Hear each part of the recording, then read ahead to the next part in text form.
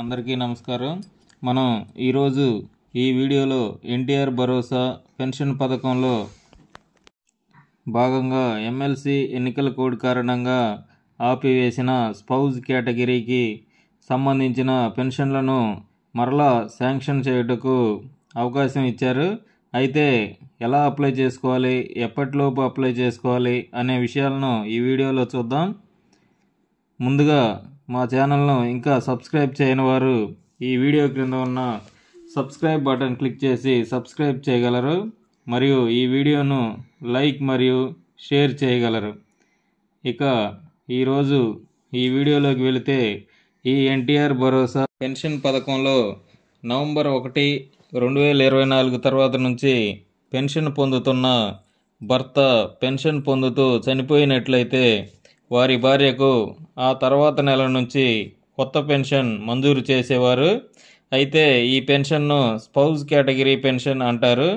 అయితే ఈ spouse pension మంజూరు ప్రక్రియ ఎమ్మెల్సీ ఎలక్షన్ కోడ్ కారణంగా ఎమ్మెల్సీ ఎలక్షన్లు జరుగుతున్న ఉమ్మడి గుంటూరు, కృష్ణా జిల్లాలు మరియు ఉభయ గోదావరి జిల్లాలు, అదేవిధంగా ఉత్తరాంధ్ర జిల్లాల్లో ఈ పెన్షన్ మంజూరు ప్రక్రియ నిలిపివేశారు.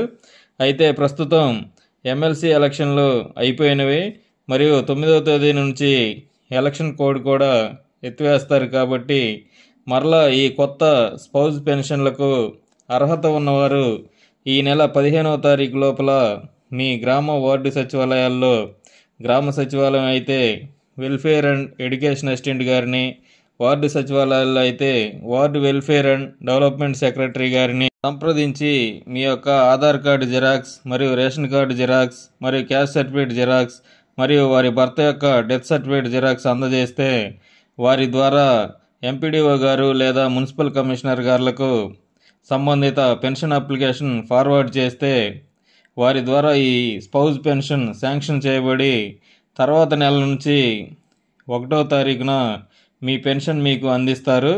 ఇదండి ఈ వీడియో. ఈ వీడియోను లైక్ మరియు షేర్ చేస్తే ఈ సమాచారం అవసరం ఉన్నవారికి చేరుతుంది. Thanks for watching. Thanks to everyone.